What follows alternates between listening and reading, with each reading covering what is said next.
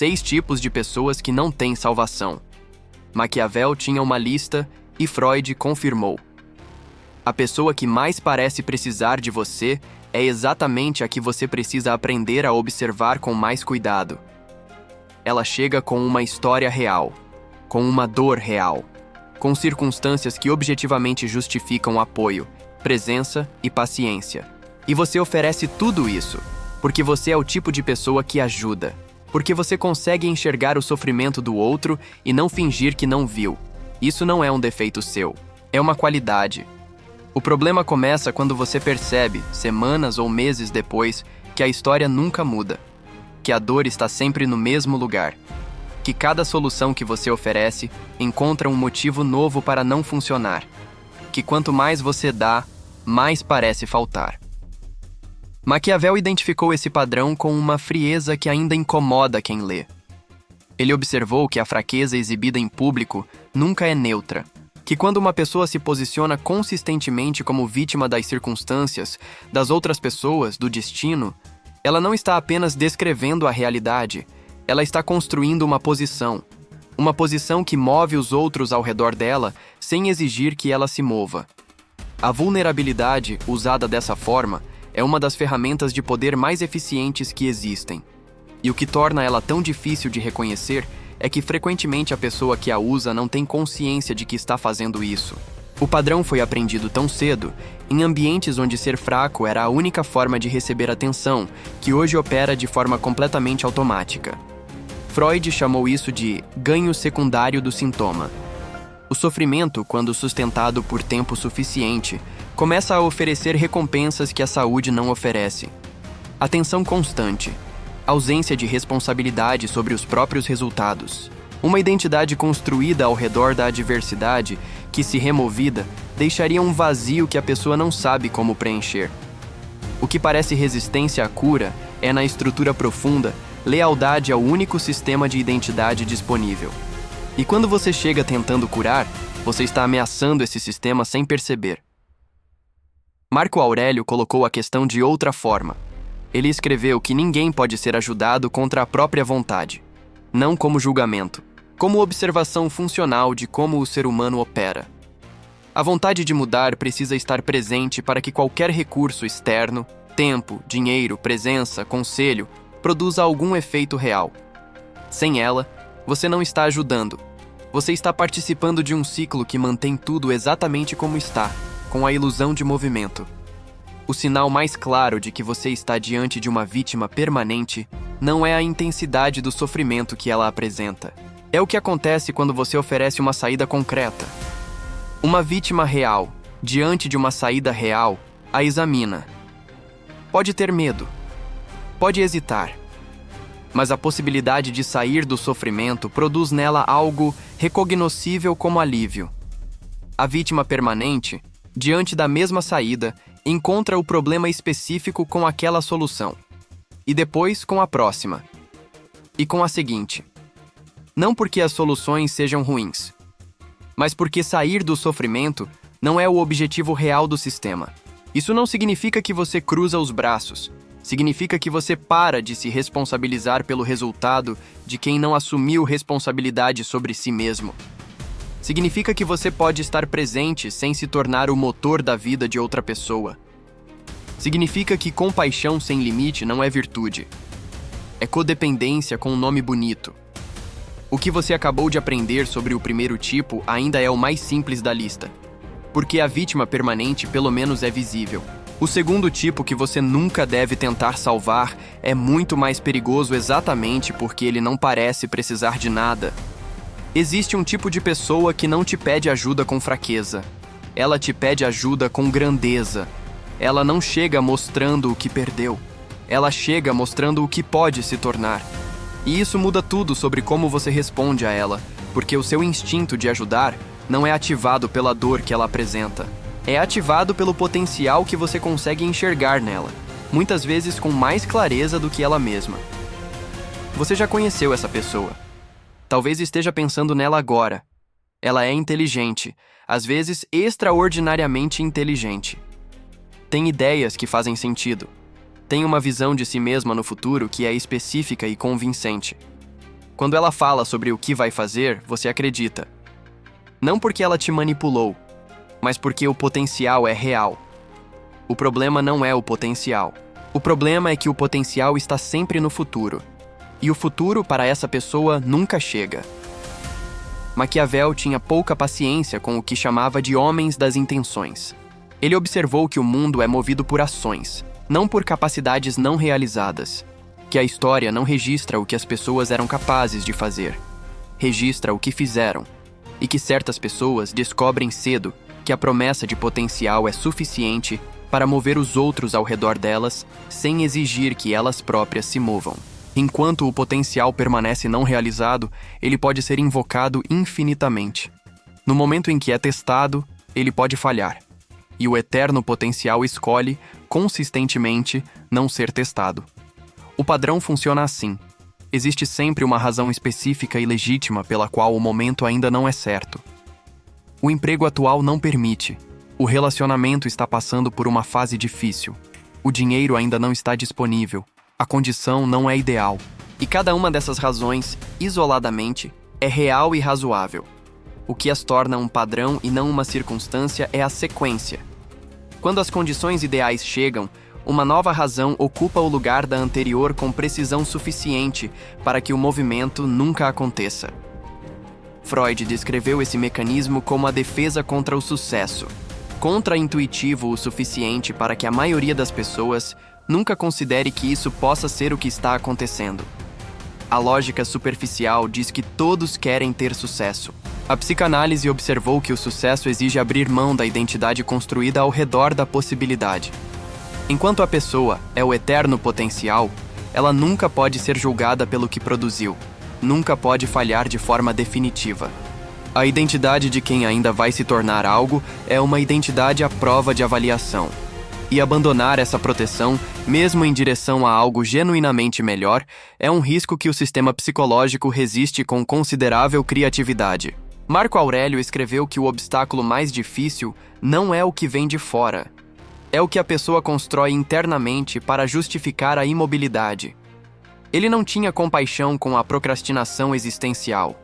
Para ele, cada dia não vivido de acordo com os próprios valores era um dia tomado de si mesmo, independentemente de quão boas fossem as intenções declaradas. O que você precisa entender sobre o eterno potencial é o seguinte: quando você investe nessa pessoa, você não está acelerando a realização do potencial dela. Você está removendo a pressão que poderia forçar o sistema a se mover. Cada recurso que você oferece, tempo, dinheiro, contatos, energia emocional, é absorvido pelo sistema como mais uma camada de amortecimento entre essa pessoa e a consequência real de não agir. Você não está ajudando ela a chegar mais perto do que pode ser, está ajudando ela a permanecer confortavelmente distante disso. Isso é diferente de alguém que está genuinamente construindo algo e atravessando os obstáculos reais que qualquer construção encontra. A diferença não está no que a pessoa diz, está no que ela faz quando os recursos chegam. Uma pessoa em movimento real usa o recurso e avança. O eterno potencial usa o recurso e encontra o próximo obstáculo com a mesma naturalidade com que encontrou todos os anteriores. Você aprendeu a reconhecer quem usa a fraqueza como posição e quem usa o potencial como escudo. O terceiro tipo não usa nenhum dos dois. Ele usa você. Os dois primeiros tipos que você conheceu até aqui chegam com uma necessidade que parece real porque é real. A dor da vítima permanente existe. O potencial do eterno potencial existe. O que é construído sobre essas realidades é o problema, não a realidade em si. O terceiro tipo é diferente em uma forma que leva tempo para perceber, porque ele é o mais habilidoso dos 6 em fazer você sentir que a relação é sobre ele quando ela é, estruturalmente, sobre você. O consumidor de salvadores não te escolheu por acidente. Ele te estudou, não de forma calculada e consciente necessariamente. Mas o sistema nervoso dele aprendeu, ao longo de anos, a identificar com precisão o perfil de pessoa que vai ceder, que vai se responsabilizar pelo que não é seu, que vai interpretar o pedido de ajuda como uma obrigação moral. E quando ele encontra esse perfil, algo se ativa. Uma familiaridade. Uma conexão que parece intensa e imediata porque ele já sabe, antes mesmo de você perceber exatamente o que dizer para manter você presente. Maquiavel descreveu o tipo sem nomear assim: o homem que sabe usar os outros sem que os outros saibam que estão sendo usados é mais poderoso do que qualquer exército. Ele não estava fazendo um elogio. Estava documentando uma realidade operacional do comportamento humano que a maioria das pessoas prefere ignorar porque ela implica que a boa vontade pode ser mapeada e explorada por quem entende como ela funciona. O padrão tem uma sequência reconhecível quando você sabe o que observar. Primeiro, a intensidade inicial. A conexão acontece rápido e fundo. Você sente que essa pessoa te entende de uma forma que poucos entendem. Que há algo especial na dinâmica entre vocês. Esse sentimento é real, não é fabricado do zero, mas ele é produzido deliberadamente, mesmo que inconscientemente, pela habilidade do consumidor de espelhar o que você precisa ver para permanecer investido. Segundo, o ciclo de crise. Depois que a conexão está estabelecida, as crises começam, não crises genéricas. Crises calibradas ao seu perfil específico de respondedor. Se você responde à vulnerabilidade emocional, as crises serão emocionais. Se você responde a problemas práticos, os problemas serão práticos. Se você responde a caos, o caos será constante o suficiente para manter você ativado, mas não tão extremo que você saia. O consumidor de salvadores não perde você. Ele te administra.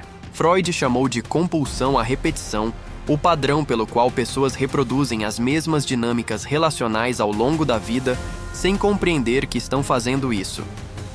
O consumidor de salvadores encontrou em algum ambiente primário, família, infância, relações formativas, que precisar de alguém de forma intensa era a única forma confiável de garantir presença. E esse aprendizado foi tão eficaz que se tornou o template de todos os vínculos subsequentes. Ele não faz isso para te prejudicar. Ele faz porque é o único sistema relacional que aprendeu a operar. O problema é que o sistema funciona às custas de quem está do outro lado. Marco Aurélio escreveu que você não controla o que o outro faz. Você controla o que você aceita repetidamente. E essa distinção é precisa.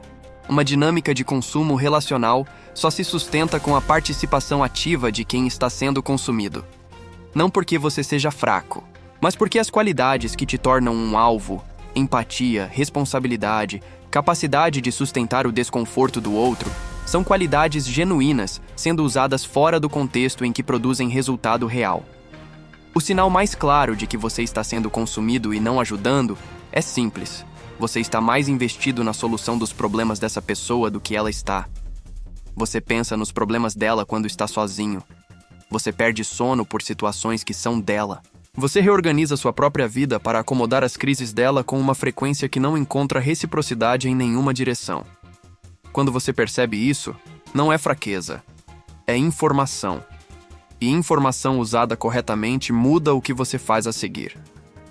Os 3 primeiros tipos que você conheceu operam principalmente no campo emocional. O 4º tipo opera no campo da razão. E é exatamente por isso que ele é o mais difícil de perceber.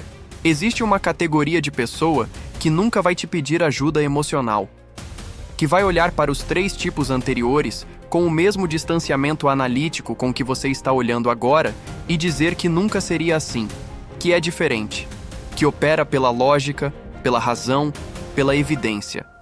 E é exatamente essa pessoa que vai te prender em um ciclo diferente de todos os anteriores, mais longo, mais exaustivo e mais difícil de abandonar, porque ele não parece um ciclo.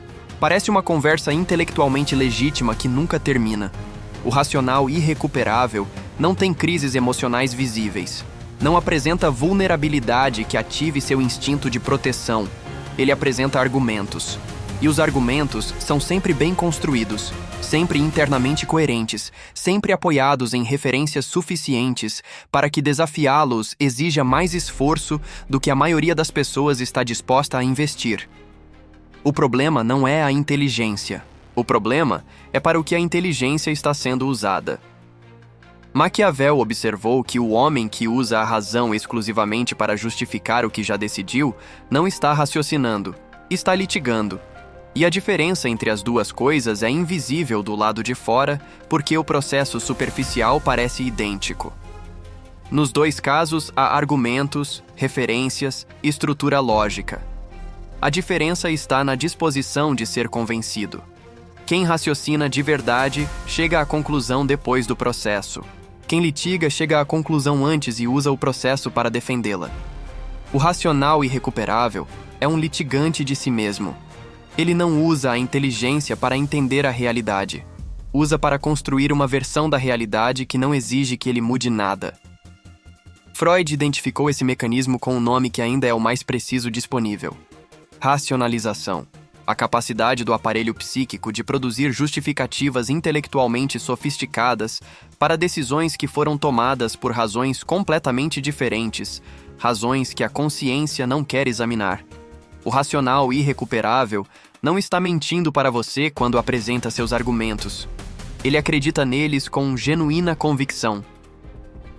O que ele não percebe, e frequentemente não quer perceber, é que esses argumentos foram construídos pelo mesmo sistema que está protegendo o padrão que precisa mudar. Marco Aurélio tinha uma prática específica para esse problema.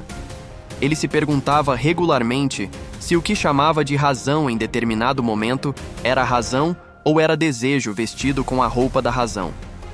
Porque ele sabia, por experiência própria, que a mente humana é extraordinariamente habilidosa em produzir justificativas para o que quer fazer, independentemente da sabedoria da ação, e que a única forma de distinguir um do outro era examinar não o argumento em si, mas o que o argumento estava protegendo.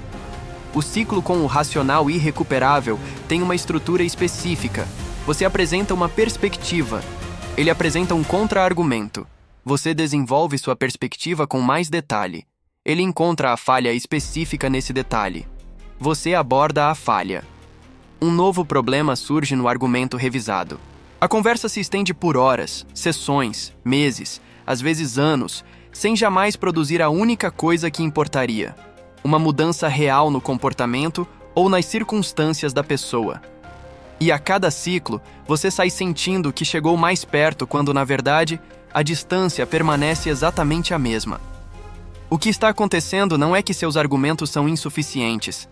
É que o objetivo da conversa, para ele, não é chegar a uma conclusão. É continuar a conversa.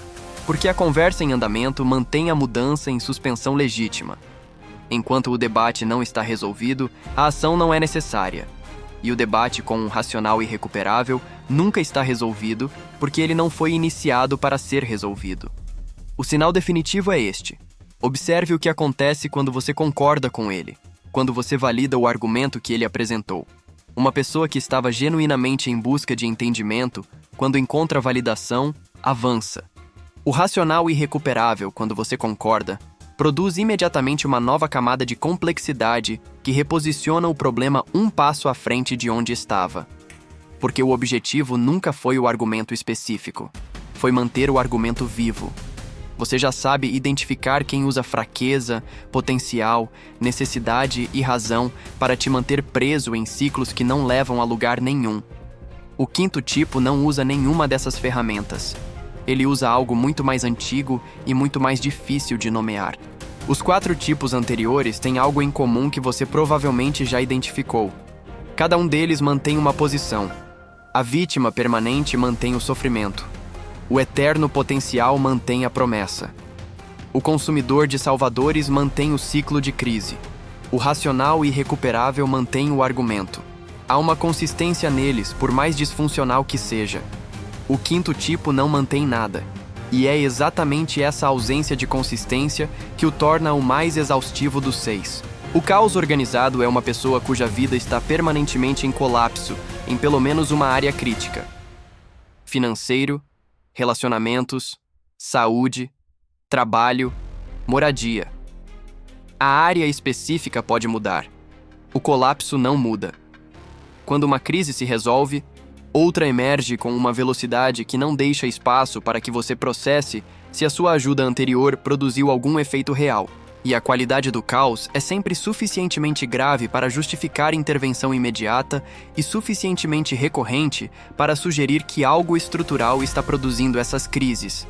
Não azar, não circunstância, mas um padrão que está abaixo da superfície dos eventos e que você nunca consegue alcançar porque a próxima emergência chega antes. Maquiavel observou que o príncipe que governa por crise permanente não está sendo governado pelas circunstâncias, está sendo governado pelo próprio temperamento, e que certas pessoas, em vez de administrar a tendência ao caos, aprendem a administrar as pessoas ao redor delas através do caos. Não como estratégia consciente, mas como resultado de um aprendizado antigo, que o caos move os outros de formas que a estabilidade não consegue, que a emergência cria obrigação, que ninguém abandona alguém no meio de uma crise sem um custo emocional que a maioria das pessoas não está disposta a pagar. Freud descreveu uma compulsão específica que ele observou em pacientes que repetiam situações dolorosas com uma regularidade que desafiava a explicação racional. Ele chamou de compulsão à repetição e identificou sua origem em experiências formativas onde o caos era a condição normal de existência. A criança criada em um ambiente de instabilidade crônica não aprende apenas a sobreviver ao caos. Ela aprende a se organizar em torno do caos. Aprende que o caos é o estado natural das coisas. E quando a vida adulta oferece períodos de estabilidade, o sistema nervoso os lê como uma ameaça à normalidade conhecida e produz inconscientemente as condições para restaurar o que conhece como real. Marco Aurélio escreveu que você não pode ajudar uma pessoa a construir enquanto ela está ativamente destruindo. Que a generosidade direcionada a um sistema em colapso autoinduzido não produz construção. Produz mais material para o próximo colapso. Ele não estava prescrevendo indiferença. Estava fazendo uma distinção entre compaixão e participação em um ciclo que prejudica as duas pessoas envolvidas. O que torna o caos organizado particularmente difícil de reconhecer é a narrativa que o acompanha. Cada crise tem uma explicação externa e convincente. O emprego foi perdido porque o chefe era injusto. O relacionamento terminou porque a outra pessoa era tóxica. O problema financeiro aconteceu porque as circunstâncias conspiraram, e cada uma dessas explicações pode ser parcialmente verdadeira. O que as une como padrão não é a falsidade de nenhuma delas individualmente. É a ausência total do próprio indivíduo como agente nas narrativas que descrevem sua própria vida. Em todas as histórias, as coisas acontecem a essa pessoa, nunca por ela, nunca com a sua participação ativa na construção das condições que tornaram aquele resultado possível.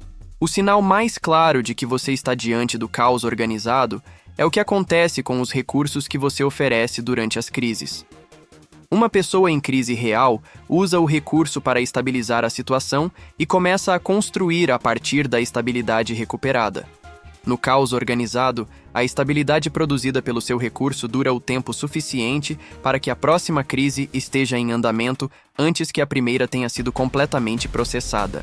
Você nunca chega a ver o resultado do que investiu, porque o sistema absorve cada investimento e produz a próxima demanda com uma eficiência que, se fosse direcionada a qualquer objetivo construtivo, seria extraordinária. Você chegou até o quinto tipo, compreendendo como fraqueza, promessa, necessidade, razão e caos podem ser estruturas que mantêm outra pessoa imóvel às custas de quem tenta ajudá-la.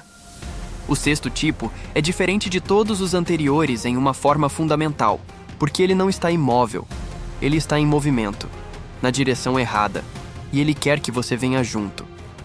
Os 5 tipos anteriores compartilham uma característica que, olhando agora, você consegue identificar com clareza. Todos eles, de formas diferentes, estão parados. A vítima permanece no sofrimento. O eterno potencial permanece na promessa. O consumidor permanece no ciclo. O racional permanece no argumento. O caos permanece no colapso. O sexto tipo não está parado. Ele está em movimento com uma convicção que é genuína, com uma energia que é real, com uma direção que é errada de uma forma que ele não consegue ver, e que você, se não tomar cuidado, vai parar de ver também. O investidor em ruína é a pessoa que está construindo algo que não vai funcionar e sabe, em algum nível que não admite conscientemente, que não vai funcionar. Pode ser um negócio baseado em uma premissa que o mercado já recusou repetidamente. Pode ser um relacionamento com alguém que demonstrou com consistência que não tem capacidade ou interesse em oferecer o que essa pessoa precisa. Pode ser uma carreira construída sobre uma identidade que não corresponde ao que a pessoa realmente é ou quer. A estrutura é sempre a mesma. Investimento crescente em uma direção que acumula evidências contra si mesma. E a resposta a cada nova evidência é mais investimento, não reavaliação. Maquiavel tinha um nome para esse padrão no campo político. O príncipe que dobra a aposta depois da derrota não está demonstrando coragem. Está demonstrando que o ego se tornou mais importante do que o resultado. Ele observou que os líderes mais perigosos não eram os que tomavam decisões erradas. Eram os que tomavam decisões erradas e depois organizavam toda a estrutura ao redor delas para que admitir o erro se tornasse impossível sem o colapso de tudo que foi construído sobre ele. O investimento acumulado vira a justificativa para o próximo investimento. E cada passo à frente torna o retorno mais custoso do que continuar. Freud identificou o mecanismo central desse padrão em algo que chamou de onipotência do pensamento. A crença inconsciente de que a intensidade do desejo é suficiente para alterar a realidade. Que querer com força suficiente, acreditar com convicção suficiente, sacrificar o suficiente, vai eventualmente dobrar as circunstâncias à vontade. Essa crença não é infantil no sentido depreciativo. É literalmente infantil, no sentido de que foi formada em uma fase do desenvolvimento em que o pensamento e a realidade ainda não estavam claramente separados. E em adultos que não revisaram essa crença, ela opera com a mesma lógica. A falha até agora não é evidência de que a direção é errada. É evidência de que o esforço ainda não foi suficiente. Marco Aurélio escreveu que a persistência é uma virtude apenas quando está a serviço do que é correto. Que continuar com o errado por mais tempo não o transforma em certo. Que existe uma forma de coragem que na verdade é covardia disfarçada. A coragem de continuar, que evita a coragem muito maior de parar, admitir e recomeçar em outra direção.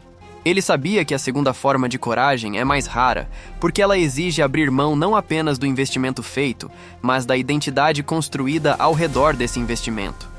O que torna o investidor em ruína perigoso para quem tenta ajudá-lo é específico. Ele não quer que você o direcione para fora do caminho. Ele quer que você venha junto. Cada pessoa que ele convence a investir na mesma direção funciona como validação de que a direção está certa. Você não é apenas um recurso para ele. Você é uma prova. E quando você questiona a direção, você não está apenas discordando de uma estratégia. Você está ameaçando a única estrutura de confirmação que ele tem. A reação vai ser proporcional a essa ameaça, não ao peso do seu argumento.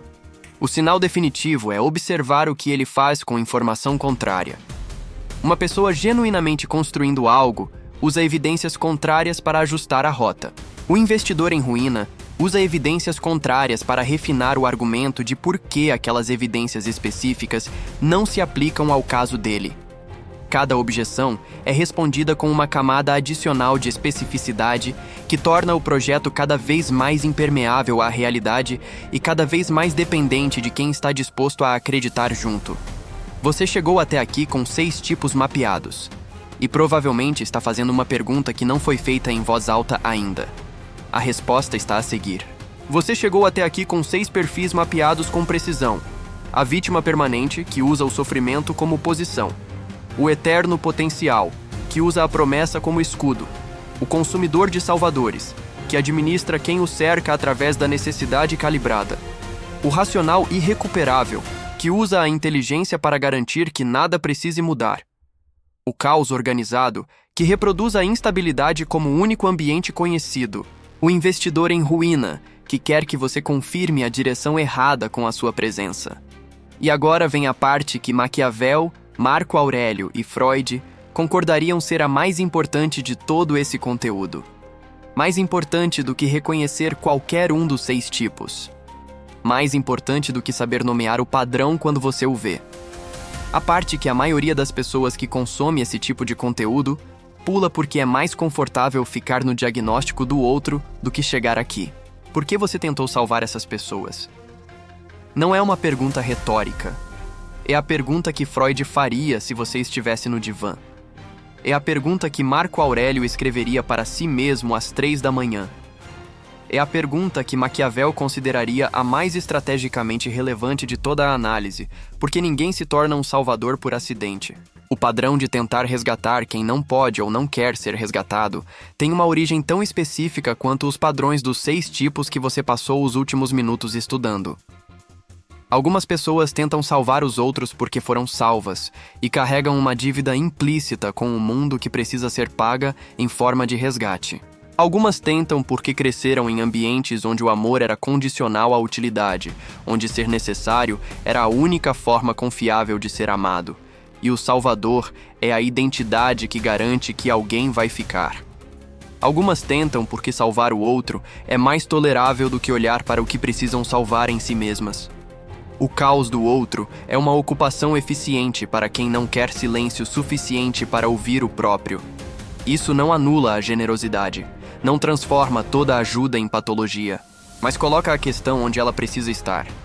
O impulso de salvar, quando é compulsivo, quando ignora evidências, quando persiste depois de ciclos repetidos de resultado zero, não é sobre a pessoa que você está tentando salvar.